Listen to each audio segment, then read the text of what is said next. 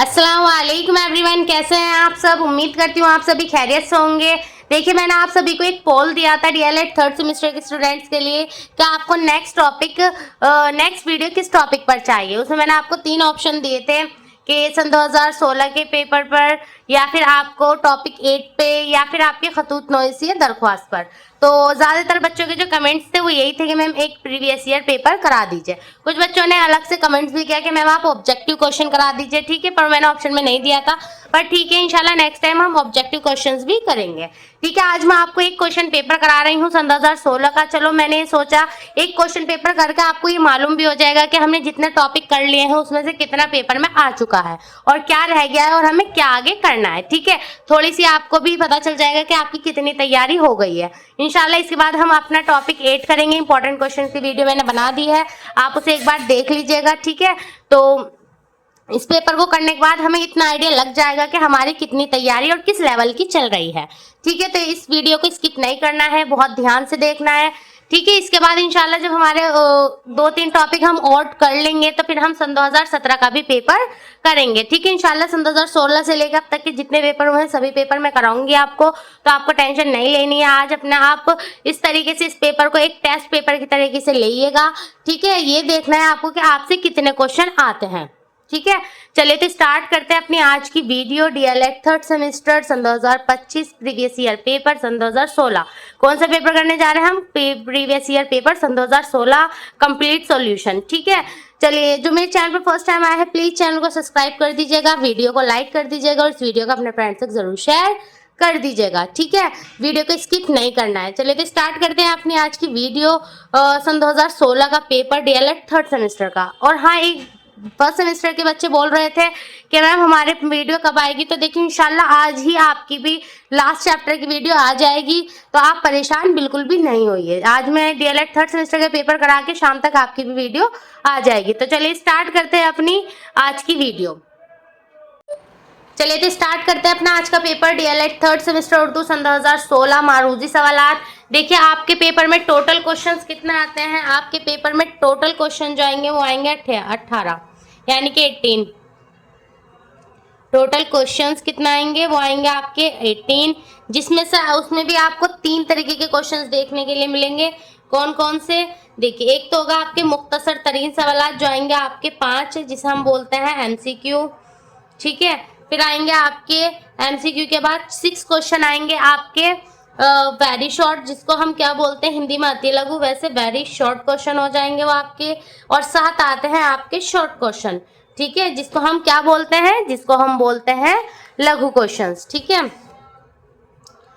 तो ये टोटल हो गए आपके 18 क्वेश्चंस। टोटल आते हैं आपके 18 क्वेश्चंस। क्यों बता रही हूँ मैं? देखिए, आपको आसानी रहेगी, आपको पता होगा कि हमारे टोटल 18 क्वेश्चन आते हैं, जिसमें से 5 एमसीक्यू, 6 हमारे वेरी शॉर्ट और 7 वेरी शॉर्ट। इसके लिए हमें कितना टाइम मिलता है पेपर को करने के लिए? इस पेपर करने के लिए हमें मिलता है 1 आवर। कितने घंटे मिलता है? सिर्फ 1 घंटा मिलता है, जिसमें से 15 मिनट हमारे चले जाते हैं चेकिंग में।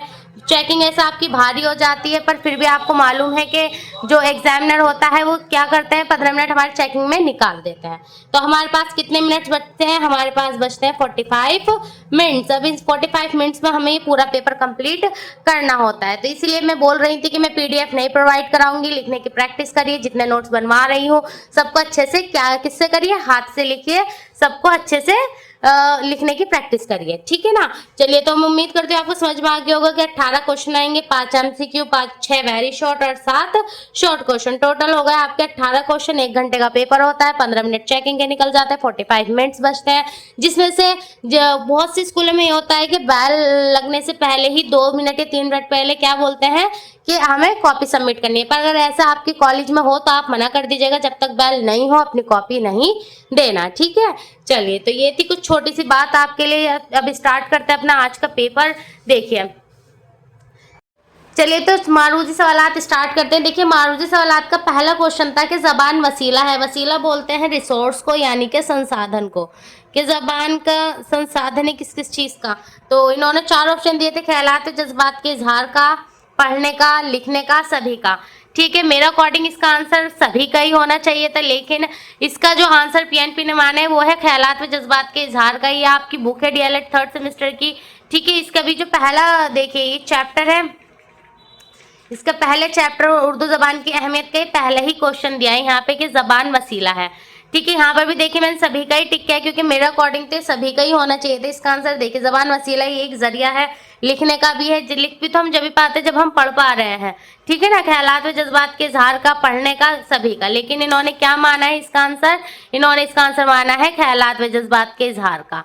ठीक है, वैसे ऐसा क्वेश्चन आया था सन 2016 में। मेरा अकॉर्डिंग जिस बच्चों ने फर्स्ट ये लगाया होगा या फिर सभी का लगाया होगा उन दोनों को ही पूरे नंबर मिले होंगे, क्योंकि ना तो ये गलत है आंसर और ना ही ये गलत है। ठीक है ना, ऑप्शन चाहे बच्चे ने फर्स्ट टिक किया हो या फोर्थ टिक किया हो, उनको दोनों ही को ही क्या मिला होगा, सही आंसर माना गया होगा। ऐसा क्वेश्चन दे देता है पीएनपी कभी कभार। लेकिन अगर मैं कहूँ कि अब ये आगे आ जाए क्वेश्चन तो आपको क्या लगाना चाहिए, देखिए वैसे इसका आंसर यही होना चाहिए कि जबान एक वसीला है, संसाधन है ख्यालात और जज्बात के इजहार का।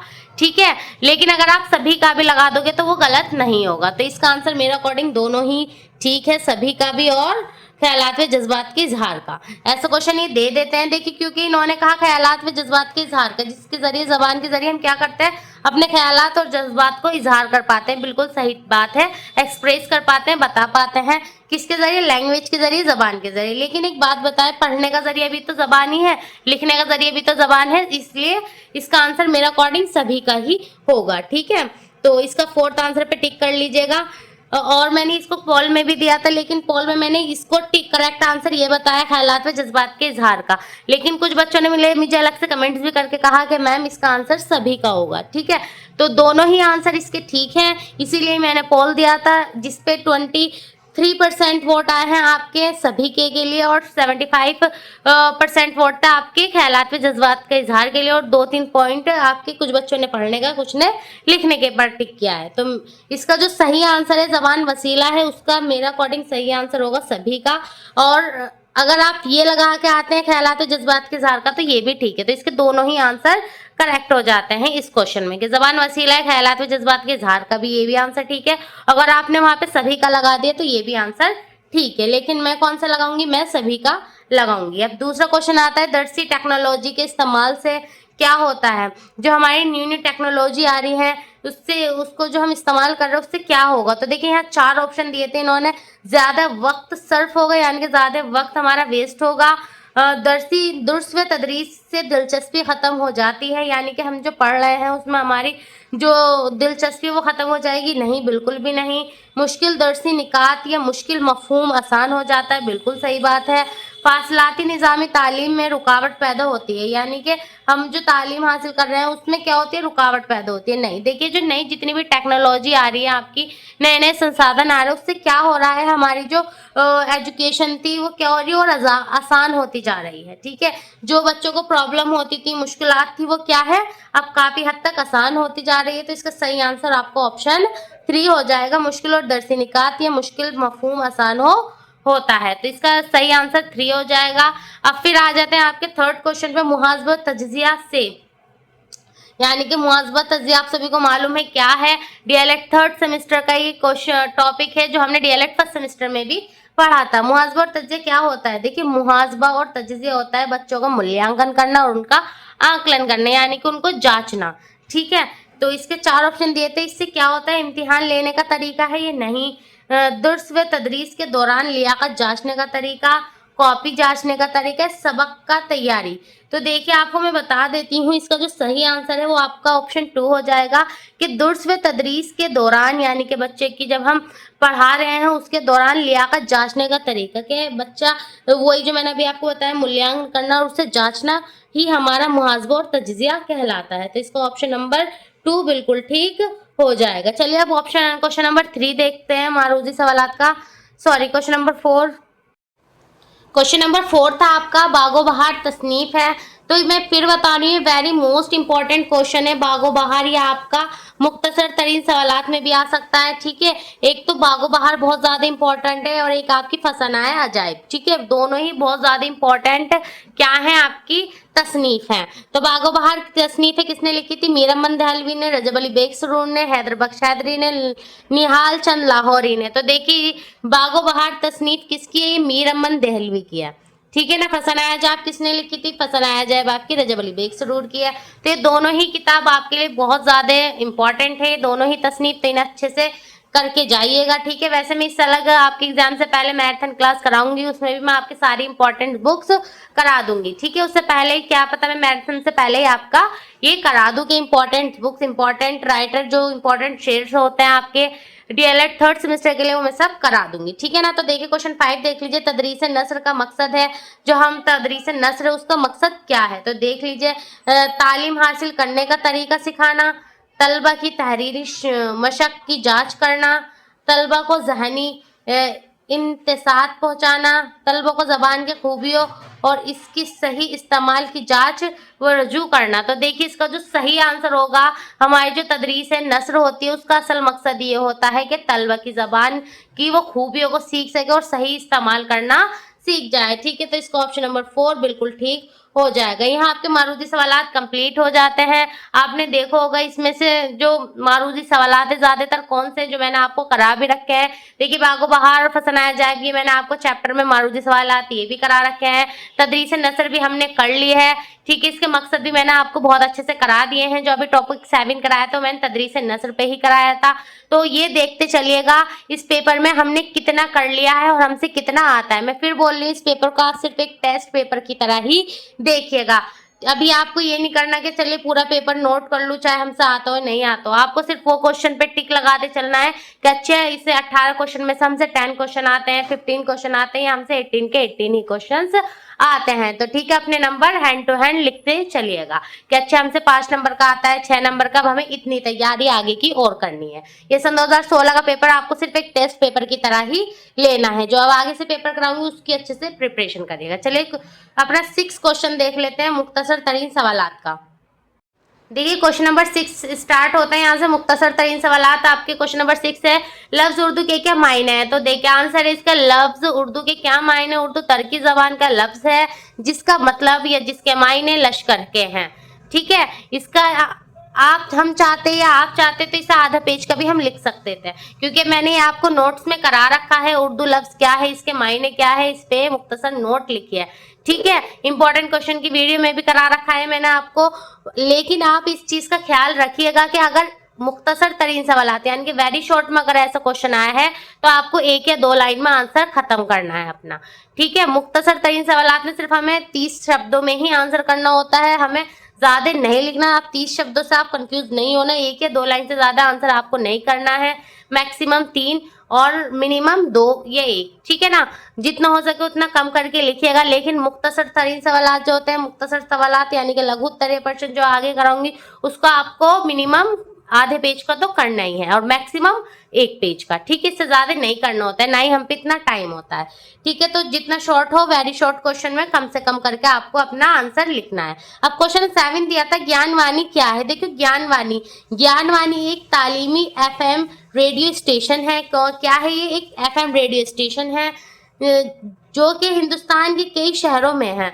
Gyanvani is an educational FM radio station in several cities of India, ठीक है। आप क्वेश्चन नंबर 8 देखते हैं। देखिए क्वेश्चन नंबर 8 दिया था इन्होंने, खतूत की 2 किस्में कौन सी? अब देखिए हमने खतूत नोईसी वाला भी चैप्टर टॉपिक अपना नहीं करा है, मैंने आपको इसे डिटेल में नहीं करा है कि खतूत क्या होते हैं, खतूत कितने किस्म के होते हैं, दरख्वास्त कैसे लिखते हैं, ठीक है, क्यों लिखी जाती है। तो हमारा ये चैप्टर रह रहा है, तो इसे इंशाल्लाह हम नेक्स्ट टॉपिक में इसी चैप्टर को करते हैं।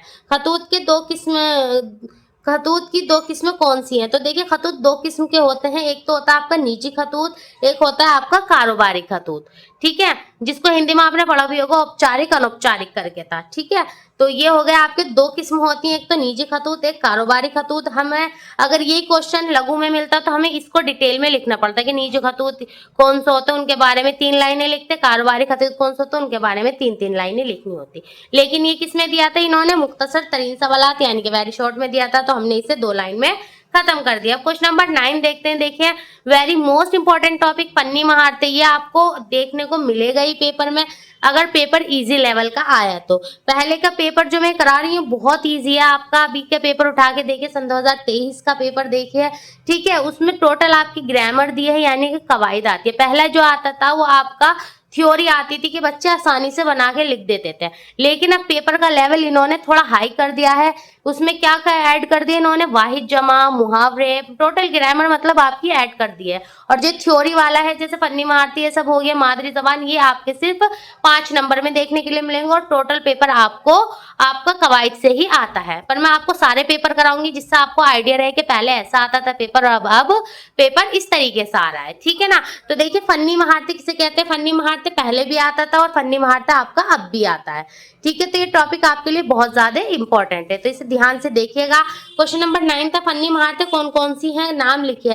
तो फन्नी महारतें मैंने आपको डिटेल में करा रखे हैं, आप डीएलएड फर्स्ट सेमेस्टर में मैंने इसे मतलब एक एक टॉपिक करा रखा है, डीएलएड थर्ड सेमेस्टर में भी इसे मैंने समझा रखा है आपको। तो आप चाहें तो फन्नी महारतें का टॉपिक है मेरे चैनल पर, आप जाकर देख सकते हैं, उसे प्रॉपर डिटेल में हमने कर रखा है। तो देखिए फन्नी महारतें किसे कहते हैं, किसी भी जबान की तालीम का मकसद बच्चे में 4 तरीके की सलाहियतें पैदा करना है।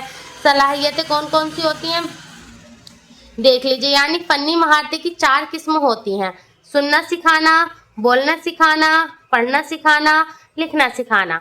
तो कौन सी 4 सलाहियतें पैदा करनी होती है हमें तलबा के अंदर या फिर बच्चे के अंदर, वो होती है 4 तरीके की सलाहियतें, सुनना, बोलना, पढ़ना, लिखना। इस क्वेश्चन को इन्होंने इस तरीके से भी दिया था कि फन्नी महारतों को सही क्रम में लिखिए, यानी कि सही तरतीब से लिखिए। ठीक है ना, तो सही तरतीब से उन्होंने आगे पीछे हमें 4 ऑप्शन दे दिए थे, लिखना, पढ़ना, बोलना, सुनना, मतलब आगे पीछे। तो आप याद रखिएगा, पहले सुनना आता है, फिर बोलना, फिर पढ़ना, फिर लिखना, यही इसकी सही तरतीब है। उम्मीद करती हूँ यहाँ तक आपको समझ में आ रहा होगा और आपको पेपर आसान भी लग रहा होगा, क्योंकि ये पेपर वाकई में बहुत इजी आया था सन 2016 का आपके लेवल पे देखा जाए तो। ठीक है, तो टिक लगाते चलिएगा कि इतने नंबर का हमसे आता है, मैम ने इतने नंबर की हमारी तैयारी करा दी है। जो आपकी तैयारी रह गई हो मुझे कमेंट्स में बताइएगा जरूर कि मैम हमारी ये अभी हमारी समझ में नहीं आया है या हमारा ये टॉपिक नहीं हुआ है। चलिए क्वेश्चन नंबर 10 देख लेते हैं। देखिए क्वेश्चन 10 दिया था, मुकालमा नसर की किस सिंफ का जुज है। यानी कि पहले तो मैं आपको यही बता देती हूँ मुकालमा होता क्या है। आपको मालूम होगा मैंने इंपॉर्टेंट क्वेश्चंस की वीडियो कराई थी, उसमें मुकालमा भी बताया था। किसे बोलते हैं, मुकालमा होता है हमारा डायलॉग। ठीक है ना, किसे बोलते हैं, डायलॉग को बोलते हैं। मुकालमा होता है डायलॉग, यानी कि जो डायलॉग बोलते हैं इसको हम मुकालमा कहते हैं। मुकालमा नसर की किस सिंफ का जज है, तो ये नसर की ड्रामे निगारी सिंफ का एक जज है। ठीक है, तो ये क्वेश्चन आया हुआ है सन 2016 में और मुझे इंपॉर्टेंट भी लगता है आपके लिए, इसलिए मैंने इसे इंपॉर्टेंट क्वेश्चंस की वीडियो में भी कराया था आपको, तो इसको अच्छे से कर लीजिएगा। ठीक है, इंपॉर्टेंट क्वेश्चन की जो वीडियो है उसे प्लीज कंप्लीट देख लीजिएगा, जिसने नहीं देखी है वो इस वीडियो को जाके देख लीजिएगा। इसी वीडियो के डिस्क्रिप्शन में मैं उस वीडियो का लिंक प्रोवाइड करा दूंगी इंपॉर्टेंट क्वेश्चंस की वीडियो का। तो मुकालमा नसर की किस सिंफ का जज है, तो मुकालमा नसर की ड्रामे निगारी सिंफ का जज है। क्वेश्चन 11 देख लेते हैं, जग में आकर इधर उधर देखा, तू ही नजर आया जिधर देखा, किसका शेर है, तो ये ख्वाजा मीर दर्द का शेर है। एक चीज आपको बताती चलती हूँ, एक शेर आपको कोई ना कोई से राइटर का जरूर देखने के लिए पेपर में मिलेगा, एक शेर आता ही है। ठीक है ना, तो जो इंपॉर्टेंट शेर हैं जो आए हुए हैं वो सबके ऊपर भी मैं एक अलग से वीडियो बना दूंगी अगर आप कहेंगे तो। ठीक है, क्वेश्चन 12 देख लेते हैं। देखिए यहाँ से स्टार्ट होता है आपके मुख्तसर सवालात यानी कि लघु क्वेश्चन, यहाँ तक थे हमारे अति लघु क्वेश्चन, अब आ जाते हैं हमारे लघु क्वेश्चन यानी कि वेरी शॉर्ट यहाँ खत्म होते हैं, अब हमारे शॉर्ट क्वेश्चन स्टार्ट हो जाते हैं। अब यहाँ से हम आधा आधे पेज का और अच्छा याद है तो एक पेज का आंसर लिख के आ सकते हैं। वैसे मैं यही आपसे कहना चाहूंगी, अगर आपकी स्पीड बहुत ज्यादा स्लो है तो एक तो अभी से लिखना स्टार्ट कर दीजिए। ठीक है, आपकी एक तो स्पीड तेज हो जाएगी और लघु क्वेश्चन जो ये आपके होते हैं इसे एटलीस्ट आपको एक पेज का तो करके ही आना, जितना या फिर मैं करा रही हूँ इतना आपको वहां लिख कर ही आना है। ठीक है ना, उर्दू जबान की अहमियत है, तो उर्दू ज़बान की अहमियत पर मुख्तसर नोट लिखिए। ये क्वेश्चन वेरी मोस्ट इंपॉर्टेंट है डीएलएड थर्ड सेमेस्टर के लिए, चाहे सन 2016 के लिए 16 में आया हो या आपका 17 में भी आया या कभी भी आया, लेकिन इस ईयर के लिए बहुत ज़्यादा मुझे इंपॉर्टेंट लग रहा है। ठीक है, मैंने इंपॉर्टेंट क्वेश्चन की वीडियो में इसे भी ऐड करा था, तो एक बार इसे अच्छे से कर लीजिएगा। तो ज़बान की अहमियत पर मुख्तसर नोट। उर्दू ज़बान की अहमियत। उर्दू ज़बान की इंसान की ज़िंदगी में बहुत अहमियत है। इंसान समाजी हैवान है जो तन्हा नहीं रह सकता। वह हमेशा ख़ानदान, समाज, रिश्तेदारों, दोस्तों, अहबाब से ताल्लुक़ कायम रखता है। इन सारे ताल्लुकात की बुनियाद ज़बान है। जो हम किसी से भी कोई रिलेशन बनाते हैं, कोई बातचीत करते हैं, ठीक है ना, वो किसके ज़रिए करते हैं? ज़बान के ज़रिए करते हैं, अपने लैंग्वेज के ज़रिए ही करते हैं। तो ये वही बोल रहे हैं, हमारे ख़ानदान, समाज, रिश्तेदारों, दोस्त, अहबाब, इन सभी से ताल्लुक़ हम किसके ज़रिए कायम रख पा रहे हैं? ज़बान के ज़रिए कायम रख पाते हैं। इन सारे ताल्लुकात की बुनियाद ज़बान है। इनके अलावा मुख्तलिफ मज़ाहिब, मल्लिक फ़र्कों के बाहमी ताल्लुकात की बुनियाद भी ज़बान है। ज़बान के ज़रिए लोग एक दूसरे के ख़यालात से वाकिफ़ होते हैं और इनके ताल्लुकात बनते और मजबूत होते हैं। तो ज़बान की तो बहुत अहमियत है। ठीक है, उर्दू ज़बान की हमारी ज़िंदगी में अहमियत, जब हम अपने किसी चीज़ का, अपने ख़यालात, अपने कोई भी एहसास होता है, उसका इज़हार किसके ज़रिए करते हैं? ज़बान के ज़रिए करते हैं। तो इस तरीके से आप इतना लिख कर आ जाइएगा, इसका बिल्कुल कंप्लीट आंसर है ये, और आपको इंशाल्लाह इसमें 2 में से 2 नंबर मिल जाएंगे। अब आगे देखते हैं क्वेश्चन नंबर 13। देखिए क्वेश्चन नंबर जो 13 है वो था आपका, उर्दू ज़बान के तरीक़े तदरीस पर रोशनी डालिए। तो उर्दू ज़बान की कितने तरीक़े तदरीस आप सभी को मालूम है, इसे मैंने प्रॉपर बकरा भी रखा है, तो आप जाकर मेरे चैनल पर देख लीजिएगा कि तरकीबी तरीक़ा उर्दू ज़बान के कितने तरीक़े होते हैं। तरकीबी तरीक़ा, तहलीली तरीक़ा और मखलूत तरीक़ा।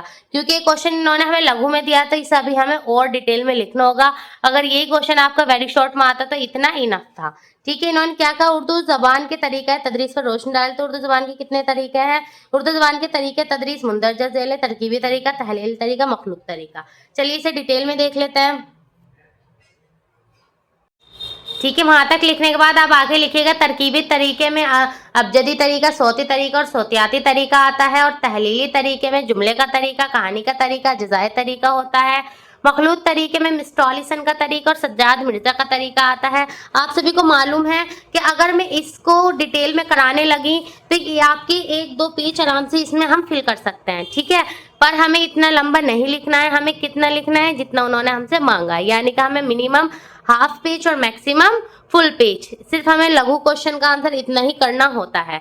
ठीक है, कुछ बच्चे ऐसे होंगे जिसने अभी तक ये वाले वीडियो नहीं देखी होगी, क्योंकि ये मैंने तरकीबी तरीका, आपके उर्दू तदरीस के जितने भी तरीके होते हैं, मैंने आपको डीएलएड फर्स्ट सेमेस्टर में बहुत अच्छे से करा दिए हैं। जिस बच्चे ने नहीं देखा है वो मेरे जाकर चैनल पर डीएलएड फर्स्ट सेमेस्टर की वीडियो में इसे देख लीजिएगा। आपको सिर्फ इतना डालना है, उर्दू तदरीस के तरीके डीएलएड फर्स्ट सेमेस्टर, तो आपका ये सबसे ऊपर ही वीडियो आ जाएगी और आपको अच्छे से इसे देख लेना है। ठीक है ना, तो जिस बच्चे ने नहीं देखा उसे जाकर डिटेल में देख लीजिए। डीएलएड फर्स्ट सेमेस्टर का टॉपिक है आपका, कुछ टॉपिक मैंने कहा था कि जो डीएलएड फर्स्ट सेमेस्टर में हमने पढ़ लिया है उसके आगे से हमें डीएलएड थर्ड सेमेस्टर के नोट्स बनाने हैं, क्योंकि दोनों ही पेपर, चाहे फर्स्ट सेमेस्टर को चाहे थर्ड सेमेस्टर को, दोनों एक दूसरे से कनेक्टेड है। ठीक है, तो जिसका बेस क्लियर होगा वही अपना आगे अच्छे से भी कर पाएगा। हाँ, ये बात है कि ग्रामर डीएलएड फर्स्ट सेमेस्टर में नहीं थी, लेकिन डीएलएड थर्ड सेमेस्टर में बहुत ज़्यादा इंपॉर्टेंट हो जाती है। चलिए अब आगे देखते हैं क्वेश्चन नंबर 14। उम्मीद करती हूँ यहाँ तक आपको सब समझ में आ रहा होगा। जिस बच्चों को नहीं आ रहा है वो मैं समझती हूँ वो क्यों नहीं आ रहा है, उसके यही रीज़न हो सकता है जिस बच्चे ने मेरी लास्ट ईयर वीडियो नहीं देखे होंगे या फिर मुझसे नहीं पढ़ा होगा। तो उसको क्या करना है? डरना नहीं है। 1 दिन लगेगा, ज़्यादा से ज़्यादा 2 दिन लगेंगे। जल्दी से मैंने प्लेलिस्ट बना रखी है सन 2024 की डीएलएड फर्स्ट सेमेस्टर की, जाके सारी वीडियो देख लीजिएगा। इतना टाइम नहीं लगेगा, आपके सारे कॉन्सेप्ट क्लियर हो जाएंगे। फन्नी महारतें भी, उर्दू तदरीस के तरीके भी, उर्दू ज़बान की अहमियत भी। ठीक है, फिर आगे आप हमारे साथ कंटिन्यू कर लीजिएगा। चलिए क्वेश्चन नंबर 14 देखते हैं। देखिए क्वेश्चन नंबर 14 आया था आपका, उर्दू मश्तरके तहजीब की बेहतरीन मिसाल है, इस पर इजहार ख्याल कीजिए। तो ये मैंने आपको इंपॉर्टेंट क्वेश्चन में भी कराया है ये क्वेश्चन। ठीक है, तो ध्यान से देखिएगा। उर्दू मश्तरके तहजीब की बेहतरीन मिसाल है, क्योंकि जिस तरह फौज में हर तरीके के लोग होते हैं उसी तरह उर्दू में बहुत सारी ज़बानों के अल्फाज होते हैं। ठीक है, मैंने आपको बताया था अभी पीछे भी कि जो हमारी उर्दू ज़बान है उसने हर ज़बान का असर कबूल किया है, यानी कि हमारी उर्दू लैंग्वेज में हर ज़बान की लैंग्वेज के वर्ड आपको मिल जाएंगे। तो ये वही कह रहे हैं, लोग होते हैं उसी तरीके से उर्दू में भी बहुत सारी ज़बानों के अल्फाज हैं। उर्दू ने तमाम ज़बानों से असर कबूल किया और इनके अल्फाज को इस खुश असलूबी से अपनाया कि वो सिर्फ उर्दू के ही होकर रह गए। ठीक है, और सिर्फ हिंदुस्तान में ही नहीं बल्कि दुनिया में हर तरफ बोली जाती है। उर्दू जो है हमारी क्या है, हर तरफ बोली जाती है, खाली हिंदुस्तान में ही नहीं बोली जाती। उर्दू किसी एक मजहब, मुमल्लिक या कौम की ज़बान नहीं है, उर्दू सारी दुनिया की ज़बान है। और इस तरह हम कह सकते हैं कि उर्दू मुश्तरक तहजीब की बेहतरीन मिसाल है। उम्मीद करती हूँ आपको बहुत अच्छे समझ में आ गया होगा क्वेश्चन। चलिए अब क्वेश्चन नंबर 15 देखते हैं। क्वेश्चन नंबर 15 आया था आपके सन 2016 में के उर्दू जबान की तदरीस को बेहतर और दिलचस्प बनाने के लिए कौन सी चीज जरूरी है। तो उर्दू जबान को, उर्दू की जो तदरीस है उसको बेहतर बनाने के लिए क्या चीज जरूरी है, चलिए देखते हैं।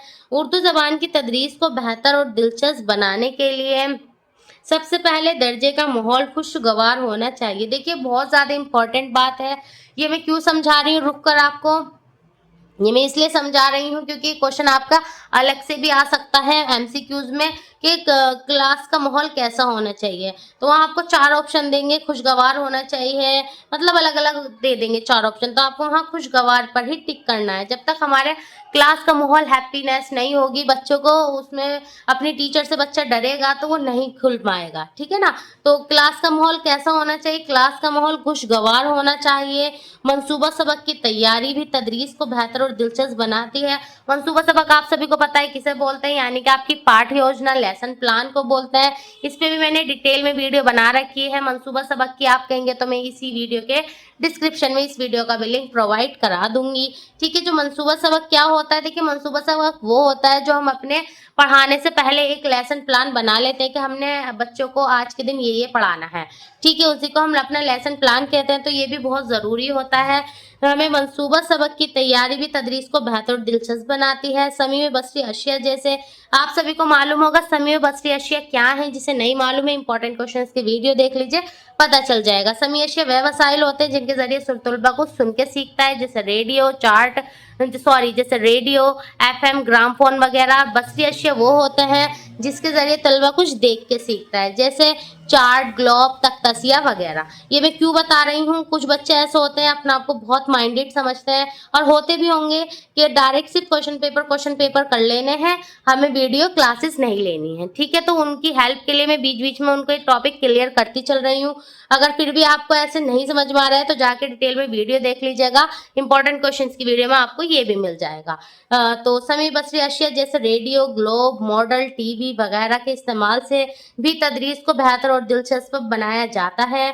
मुअल्लिम यानी कि टीचर को तदरीस के दौरान तलबा की इल्मी सलाहियत, काबिलियत, उम्र दर्जा, साबका मालूमात को पेश नज़र रखना ज़रूरी है। इससे तदरीस बेहतर और दिलचस्प बनती है। ये था आपका क्वेश्चन नंबर 15 का आंसर। ठीक है, मैंने बहुत इजी लैंग्वेज में आपका आंसर बनाए हैं अपनी तरफ से, कि इतनी इजी लैंग्वेज यूज़ की है जिससे आप आसानी से खुद भी इसे समझ के वहाँ लिख कर आ सकें। ठीक है, मैंने ज़्यादा इसमें बहुत ज़्यादा उर्दू के लफ्ज़ इस्तेमाल नहीं करे हैं, बहुत भारी हो जाती वरना ये आपके लिए। तो आप प्लीज़ टिक लगाते चलिएगा कि हमसे ये आता था, मैम ने ये करा दिया है। देखिए अब तक जितने भी क्वेश्चन आए हैं, सिर्फ इसमें एक क्वेश्चन ऐसा था खतूत नोइसी, उसको भी मैंने शॉर्ट में करा रखा है, भी डिटेल में नहीं कराया, वरना अब तक जितने भी 15 क्वेश्चन आए हैं अल्हम्दुलिल्लाह मैंने आपको सब करा रखे हैं। ठीक है, चलिए आगे देखते हैं क्वेश्चन नंबर 16।